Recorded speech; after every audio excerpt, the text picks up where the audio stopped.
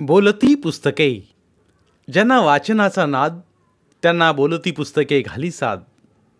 आमचं channel subscribe करा आणि सबस्क्राईब करायला इतरांनाही सांगा. नमस्कार श्रोते मित्र हो. बोलती पुस्तके सादर करीत आहे लेखक आचार्य चतुरसेन लिखित कादंबरी गोली. मराठी अनुवाद सौ अस्मिता कुलकर्णी. प्रकरण 20. असेच आणखी काही दिवस गेले. पुन्हा एकदा मला बाळाची चाहूल लागली. आता माझी तब्येत फारशी चांगली राहत नव्हती. कित्येक महिन्यांपासून मला बारीक ताप येत होता आणि मी खूपच अशक्त झाले होते. अपचन होत होतं. खाल्लेलं काहीच पचत नव्हतं.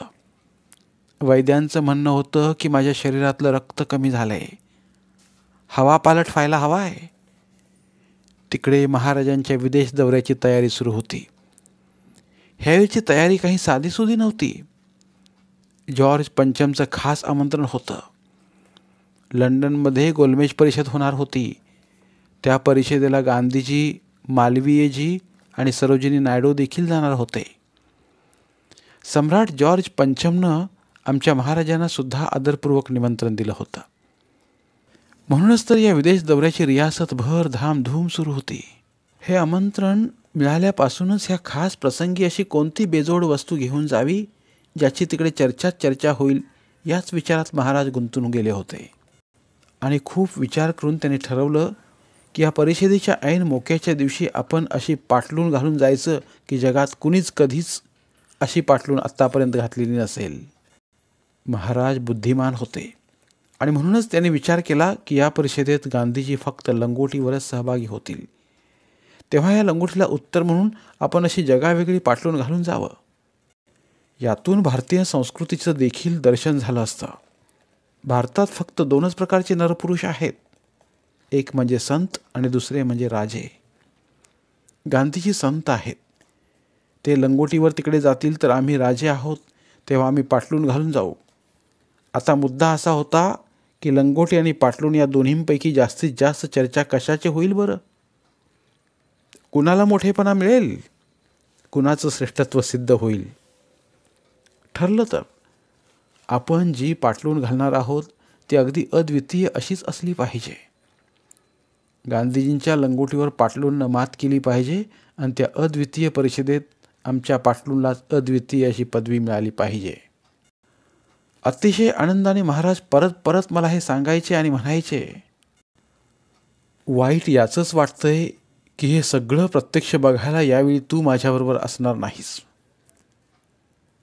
मी हे सगळं ऐकायचे आणि मनातल्या मनात हसायची, पण समोर मात्र महाराजांच्या बुद्धीची प्रशंसाच करायची. माझ्या स्तुतीतला उपहास त्यांच्या लक्षातच यायचा नाही. त्यांचा स्वभाव आणि सनकीपणा मी चांगलाच ओळखून होते. विदेशात त्यांनी त्यांच्या या आधीच्या दौऱ्यात अनेक हास्यास्पद गोष्टी केल्या होत्या. आत्ताची ही गोष्ट म्हणजे त्या सगळ्यावर कडी होती. त्याच्या वर्तान होती, पण त्यांना कोण समजावणार? मी तर त्यांच्या होला हो म्हणणारी चाकर तर होते. पिढ्यानपिढ्या पिळवणूक करून लुटमार करून मिळवल्या कोट्यावधी रुपयांचे हिरे मोती त्यांच्या तिजोरीत भरलेले होते. मूल्यवान रत्नांचा संग्रह करण्याचा त्यांना शौक होता. गेल्यावेळी त्यांचं प्रदर्शन त्यांनी परदेशात भरवलं होतं. तिथल्या वर्तमानपत्रातून या प्रदर्शनाची स्तुती करण्यात आली होती. ती देखील त्यांच्या आजच्या या सनकीला चेव देत होती, प्रोत्साहन देत होती. तर अशा प्रकारे ती पाटलून शिवण्यात आली. सोन्याची खरी जर वापरून तसंच चीनहून अस्सल रेशमी कापड आणून बनारसच्या खास कारागिरांना ऑर्डर देऊन ती तयार करून घेतली होती. दिवसाच्या उजेडात ती पाटलून सूर्यासारखी झगमगत होती. मुंबईतल्या एका इंग्रजी दुकानातल्या फ्रान्सिसीकडून शिंप्याकडून ती शिवून घेतलेली होती. जेव्हा ती पाटलून शिवून आणली तेव्हा दिल्ली बाहेरच्या कुशल कारागिरांना रियासतीत बोलावून घेऊन 50 संगीनदारी पहारेकरांच्या पहाऱ्यात त्यांच्याकडून त्या पाटलिनीवर हिरे मोती जडवून घेतले. या कारागिरांनी त्यासाठी रात्रंदिवस काम केलं. जवळजवळ 1.5 कोटी रुपये खर्च करून ही पाटलून शिवण्यात आली होती. तिला पाहूनच महाराज खुश व्हायचे. ते मला म्हणाले, हे बघ चंपा, गांधीजींची लंगोटी कदापि ह्या पाटलूंशी बरोबरी करू शकणार नाही. काय तुझं म्हणणं आहे बोल. मी हसून म्हटलं, अन्नदाता, पाटलूंच्या इतिहासात ही पाटलून एकमेवाद्वितीय आहे. खुश होऊन महाराज आपल्या मिशीवर पील देऊ लागले. मग दुःखी आवाजात म्हणाले, किती वाईट ना, तू बरोबर येऊ शकत नाहीस ते. चल की बरोबर आणि बघ ना स्वतःच्या डोळ्यांनी. खरं तर मलाही वाईट वाटत होतंच की या आचरट आणि खुलचट मूर्खपणाबद्दल विदेशात त्यांची कशी फजिती होईल हे मला प्रत्यक्ष बघायची इच्छा होती खरं. पण माझा नाईलाज होता. ह्यावेळी तरी मी त्यांच्याबरोबर विदेश दौऱ्यावर जाऊ शकत नव्हते. या दौऱ्यासाठी एक संपूर्ण जहाजच भाड्यानं घेण्यात आलं होतं. पाटलून चोरीला जाऊ नये म्हणून बरेच पोलीस अधिकारी आणि शिपाई यांची नेमणूक तर केली गेलीच. शिवाय लंडनच्या स्कॉटलंड यार्डकडे देखील 8 बहादूर अधिकारी पुरवण्याची मागणी करण्यात आली होती. एवढं सगळं करून देखील दुःखाची गोष्ट म्हणजे ही पाटलून तिथे घालून आपलं वैभव मिरवण्याची संधी काही महाराजांना मिळाली नाही. सम्राट पंचमांच्या शाही अदब आणि तिथले विशिष्ट रीतिरिवाज शिकवणाऱ्या राजशिष्टाचार मंत्र्यांनी जेव्हा ही पाटलून पाहिली, त्यावर चर्चा केली, तेव्हा ती पाटलून महाराजांनी घालण्यासाठी त्यांनी साफ नकार दिला. यावरून बरीच वादावादी झाली. महाराज म्हणाले, आम्ही का नाही ती घालू शकत? तिथल्या परंपरेला आणि रूढीला अनुसरून नाही येते. परंतु मग गांधीजी कसे काय लंगोटी वापरू शकतात? ते घालू शकतात. ते कसं काय तुमच्या रूढी परंपरेत बसतं? त्यांच्याबरोबर ब्रिटिश सरकारचा कसलाही करार मदार नाही आणि ते काही ब्रिटिशांचे अंकित नाहीत. ते तर सम्राटांचे सन्माननीय अतिथी आहेत. मीही तसाच प्रतिष्ठित अतिथीच आहे की. परंतु आपण बादशाहचे मांडलिक राजे आहात. मग त्याचं काय? आमच्या बापजाद्यांनी कधी काही इंग्लंडबरोबर कसलाही करार मदार केलेला नाही की आम्हाला आवडेल ती पाटलून घालू शकणार नाही म्हणून. नसेलही, परंतु हे शिष्टाचारात बसत नाही. तिकडे कोणकोणत्या प्रसंगी कशा प्रकारचा पोशाख आपण परिधान करणार आहात याचाही विचार मी करून ठेवला आहे आणि त्याप्रमाणे तयारी करण्यासाठी लंडनमधल्या एका नामांकित कंपनीला आदेश देखील दिलेला आहे. तिथे पोहोचताच आपल्याला ते पोशाख मिळतील. पण हीच पाटलून घालून तिथल्या खास संमेलनाला जायची माझी इच्छा आहे. असं नाही करता येणार. का नाही? तरी देखील मी ती घातली तर मग लंडनमधली लोक तुम्हाला वेडा समजतील, आपली टर उडवतील. ही तर बदमाशीच आहे की मग. नाही, बदमाशी नाही, वागण्याचा शिष्टाचार आहे हा. अजून बरीच वादावादी झाली, परंतु राजशिष्टाचार शिकवणाऱ्या त्या मंत्र्यांनी कशाचीच खात्री दिली नाही. महाराज फारच नाराज झाले. त्यांचा सगळा उत्साह आटून गेला. एक निश्वास सोडत ते म्हणाले, मग तर माझं लंडनला जाण्याचं बेकार आहे. बेकार कशाबद्दल? ही पाटलून तर मी तिथे नाही ना घालू शकणार. मग आपण एक काम करू शकता. त्या मंत्र्याने हसतच म्हटलं, काय? लंडनहून परत आल्यानंतर आपण आपल्या रियासतीत एक मोठा समारंभ किंवा जलसा आयोजित करू. म्हणजे तेव्हा तुम्ही ही पाटलून घालू शकाल. महाराजांनी विचारलं, पण मग हे शिष्टाचाराबाहेरचं नाही का होणार? नाही महाराज, आपल्या देशात रीतिरिवाज आणि शिष्टाचार यांचा प्रश्नच येत नाही. आता कुठे महाराजांचं समाधान झालं.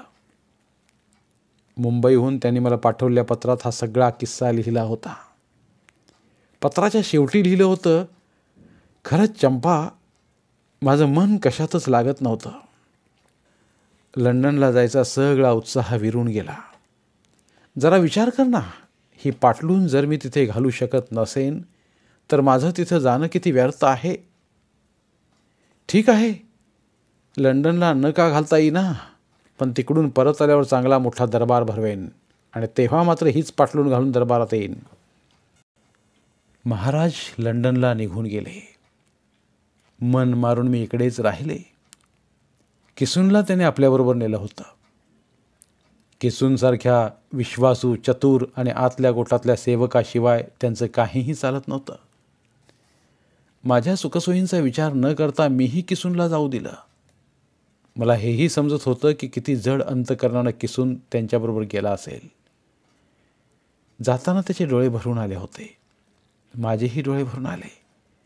पण आम्ही दोघांनीही डोळ्यातल्या गंगा यमुना एकमेकांपासून लपवण्याचा अयशस्वी प्रयत्न केला. मी आजारीच होते. माझा प्रसूती काळही जवळ आलेला होता. माझ्या जीवावर काही संकट देखील कोसळू शकेल याचंच भय माझ्यापेक्षाही किसूनला जास्त वाटत होतं. पण त्याला जाणं भागच होतं. सेवा धर्म हा असाच दुरंगी असतो. कोटी कोटी वेळा जन्म घेण्याच्या पापातून माणसाला सेवक दास होऊन राहावं लागतं. त्यातून आमचं गोलागोलींचं जीवन, छी छी. माझा विरह किसूनला सहन करण्यापलीकडंच तर होताच, पण त्याचं इथं नसणं हे देखील एक संकटच होतं. परंतु यावेळी संकट एकटं दुकटं आलं नाही. त्याचवेळी मला केसरचाही विरह सहन करावा लागला. आजपर्यंत जी माझ्याबरोबर सावलीसारखी राहिली, माझ्या प्रत्येक कठीण प्रसंगात संकटात जिनं आधार दिला होता, माझ्यावरच्या एकेका प्रसंगात तिनंही तिचा वाटा उचलला होता, तीच केसर जी माझ्यासारख्या आंधळीची काठी होती, माझ्या जगण्याची आयुष्याची तीच तर नावाडी होती. यावेळी तिला देखील मी अंतरलं. किसून गेल्यानंतर मुलांच्या पालनपोषणाची सगळी जबाबदारी तिच्यावरच पडली. ती स्वतः देखील बरीच दुर्बल झालेली होती. आताशा आजारपणे असायची ती. दुर्भाग्य तिचं की त्या दुर्दैवी जीवाला स्वतःच्या मुलांना काही आईचं प्रेम माया देण्याचा अधिकार मिळाला नाही.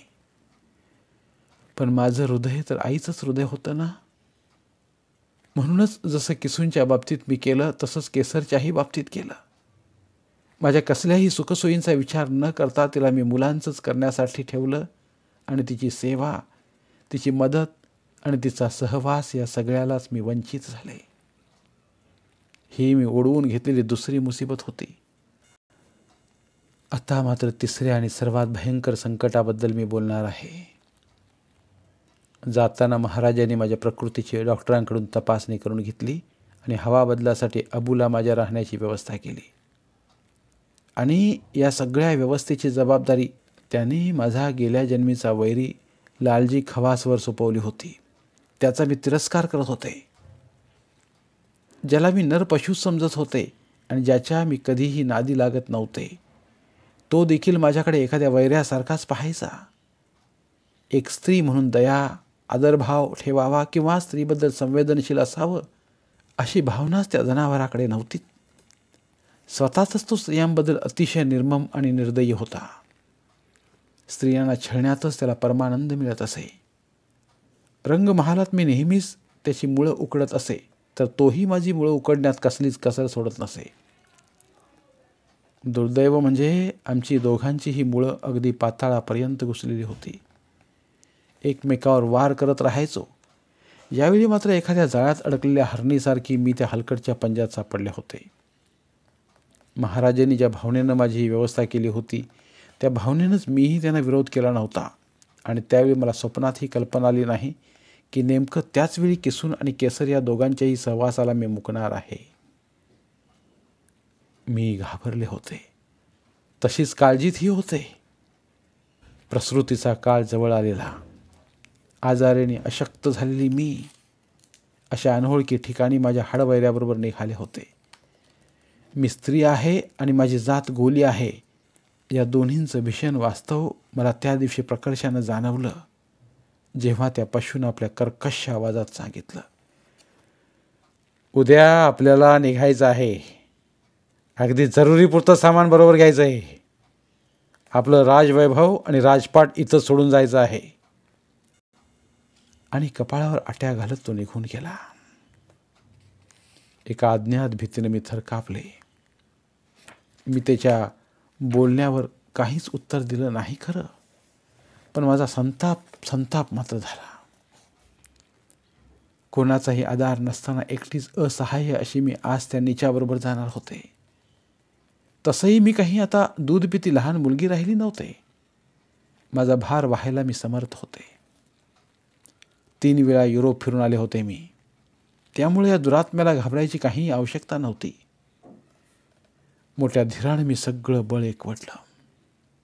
आता मला फक्त माझं आजारपण आणि माझी प्रसूती निपटायची नव्हती, तर या वैरालाही टक्कर द्यायची होती.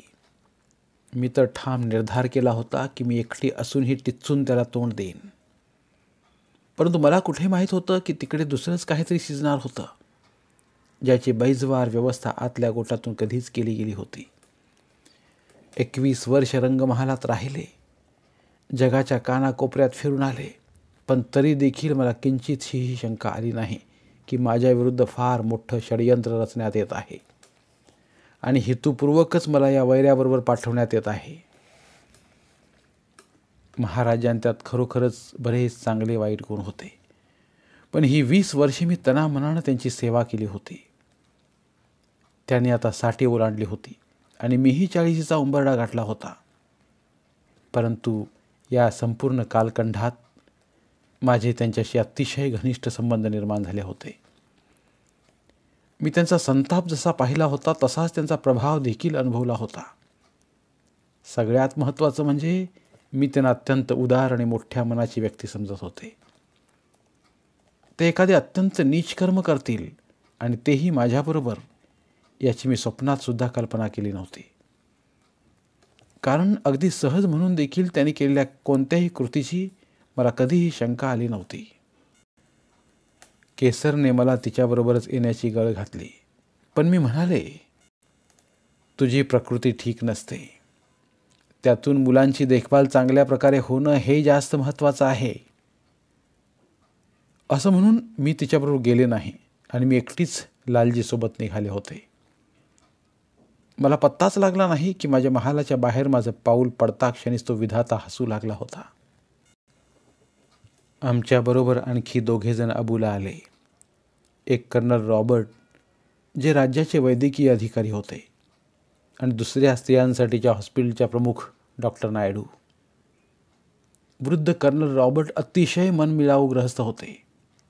आधी ते सैन्यात होते. रियासतीत त्यांचं नाव चांगलंच प्रसिद्ध होतं. गोरगरिबावर ते नेहमीच दया दाखवत. ते स्वतः एक नामांकित शल्यचिकित्सक होते. दूर दूरवरून रुग्ण त्यांच्याकडे इलाजासाठी येत असत. सगळ्यांशी त्यांचं एकसारखंच वागणं असे. रियासतीत गेली बरीच वर्षे ते होते. आपल्या आनंदी आणि मनमिळावू स्वभावानं ते अतिशय लोकप्रिय झाले होते. रंगमहालात माझ्यावर तेच उपचार करायचे. हिंदी छान बोलायचे. माझ्यावर खुश असायचे. मी 3-4 वेळा युरोप फिरून आले आहे याची त्यांना कल्पना होती. माझ्याशी छान गप्पा मारायचे. युरोपच्या गमतीशीर गोष्टी सांगायचे. हिंदुस्थानमध्ये त्यांना आलेले अनुभव सांगायचे. कधीकधी मी त्यांना मेजवानी देत असे. भारतीय भोजन त्यांना फार आवडायचं. राजस्थानची खासियत म्हणजे दाल बाटी आणि चुरमा. ती तर ते अतिशय आवडीने खायचे. मला बाईसाहेब म्हणून संबोधायचे, पण कधीकधी फारच भावूक आणि हळवे झाले की माय चाइल्ड म्हणून हाक मारायचे. महाराजांची आणि माझी जवळीक त्यांच्यापासून लपून राहिली नव्हती. किसूंवर देखील ते खुश असायचे. ते त्याला ओल्ड बॉय म्हणायचे. माझ्या मनात तर त्याच्याबद्दल माझ्या पिताजींसारखीच आत्मीयता होती. माझ्याकडून नजराना, भेट, त्यांची फी देखील घ्यायची त्यांनी सोडून दिलं होतं. मी त्यांना जेव्हा काही देऊ करायची तेव्हा खूप हसायचे आणि म्हणायचे, नो नो माय चाइल्ड, नो बेटा, आम्ही नाही घेऊ शकत हे काही. रियासतीकडून आम्हाला वेतन मिळतंय बेटा. कधीकधी त्यांच्या स्वर्गवासी मुलीविषयी माझ्याशी बोलायचे. तिच्याशी माझी तुलना करून मला म्हणायचे, तुम भी हमारा बच्चा है. आणि त्यांचे डोळे ओले व्हायचे. महाराजांनी खास करून त्यांना माझ्याबरोबर पाठवलं होतं. त्यांचं येणं खरोखरच माझ्यासाठी फार मोठा आधार होता. त्यामुळे माझ्या मनाला समाधान वाटलं होतं. डॉक्टर नायडू ही लठ्ठ ठेंगणी मद्रासी ख्रिश्चन होती. अतिशय चिडखोर आणि निष्ठुर होती. ना मी तिला आवडत होते ना ती मला. पण निदान करण्यात, योग्य उपचार करण्यात तिचा हातखंडा होता. विदेशातली मोठी पदवी तिने घेतली होती. वयानं तशी ती अजून तरुणच, जेमतेम 40शीचीच असेल. नवऱ्यापासून तिने घटस्फोट घेतला होता. अतिशय तिखट स्वभावाची. सतत येशूची गाणी गात असायची. खरं तर ती देखील काळीच होती, तरी हिंदुस्थानी लोकांना ती काळी आदमी म्हणायची. नेहमी इंग्रजी वेशभूषा करायची. डॉक्टर रॉबर्टसारखा इंग्रज डॉक्टर माझ्याशी हिंदीतून संभाषण करायचा, पण ही बया मात्र माझ्यावर इंग्रजीचा पाऊस पाडायची. आता मी इंग्रजी छानपैकी बोलू शकत होते, त्यामुळेच तिच्याशी मीही मोठ्या तोऱ्यात इंग्रजीतच बोलायची. मी तिला रियासतीची नोकरी समजत होते आणि तिच्याबरोबर मी स्वामिनीसारखी वागत होते, पण तिला माझी खरी ओळख माहीत असल्यामुळे ती माझ्याकडे तुच्छतेने बघायची. तरीही माझा तिथला अधिकार काही ती नाकारू शकत नसायची, कारण महाराज माझ्याशी कोणत्याही महाराणींसारखंच वागत असत हे तिला दिसत होतं. संधी मिळेल तेव्हा तेव्हा मी तिला खाली बघायला लावत असे. जेव्हा ती माझ्यासाठी एखादं औषध किंवा पथ्याची व्यवस्था करायची तेव्हा मी तिला तुलून मापून उत्तर द्यायची. डॉक्टर रॉबर्टना विचारतो. यावर भडकून ती म्हणायची, मी देखील डॉक्टरच आहे. कर्नलचा सल्ला घेणं हे माझं काम आहे, तुमचं नाही. तेव्हा शांत संयमित आवाज मी म्हणायची, कर्नल, रॉबर्टना विचारल्याशिवाय मी काहीही करू शकत नाही. पण तिचं म्हणणं खरं होतं आणि माझं तिच्याशी असं वागणं काही बरोबर नव्हतं. खरोखरच ती एक फार नामांकित डॉक्टर होती. कर्नल रॉबर्टने देखील कित्येकदा मला हे सांगितलेलं होतं, पण मी तर तिच्यावर खार खाऊन होतो. चिडलेली होते, म्हणूनच अगदी सुरुवातीपासूनच ती माझ्यावर नाखुश होती. पण आता तर ती माझ्यावर भयंकर नाराज राहू लागली. आता मी आजारीच होते आणि माझी प्रसूती देखील जवळ आली होती. माझा प्राण तिच्याच हातात आहे. अशावेळी एवढ्या मोठ्या डॉक्टरला नाराज करणं हा माझा सर्वथा मूर्खपणाच होता. पण मी तरी काय करू? हिचं तोंड पाहिलं की माझं मन खवळून उठायचं. तिला डिवचण्यात मला फार मजा वाटायची. मला मान्य आहे की हा माझा धंदाच मूर्खपणा होता. कधीकधी मला देखील माझ्या अशा वागण्याचं वाईट वाटायचं. पण मी कदापिही समजू शकले नाही की अजून काहीतरी गंभीर आणि भीषण गोष्ट घडणार आहे आणि पुढच्या काळात माझा हा मूर्खपणा माझ्यासाठी किती भयानक ठरणार आहे. धन्यवाद. उर्वरित कादंबरी पुढील भागात. मराठीतील प्रतिभावंत लेखकांचं साहित्य, कथा, कादंबऱ्या ऐकण्यासाठी आमचं बोलती पुस्तके हे चॅनल सबस्क्राईब करा आणि मराठी साहित्याचा प्रसार करण्यासाठी प्रत्येक मराठी माणसाला सबस्क्राईब करण्यासाठी आवाहन करा आणि बोलती पुस्तके या साहित्य चळवळीत सहभागी व्हा. आपले पुन्हा एकदा धन्यवाद.